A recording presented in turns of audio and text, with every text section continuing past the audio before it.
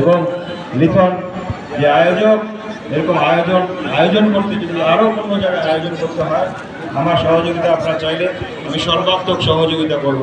নীলফামারীর সবগুলো অঞ্চলে অন্তত ইয়াংদেরকে এই খেলাধুলা মনোনিবেশ করাতে পারি, মাদক থেকে অন্য কিছুতে কাজের ভিতরে ঢুকাতে পারি, পড়াশোনার ভিতরে ঢুকাতে পারি, একটা পেশায় ঢুকাতে পারি, তাহলে তাদের নেশা থেকে দূরে রাখা যাবে।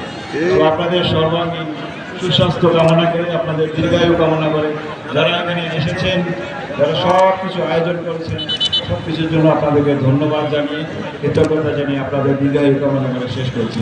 আল্লাহ হাফেজ। বাংলাদেশ জিন্দাবাদ। বাংলাদেশ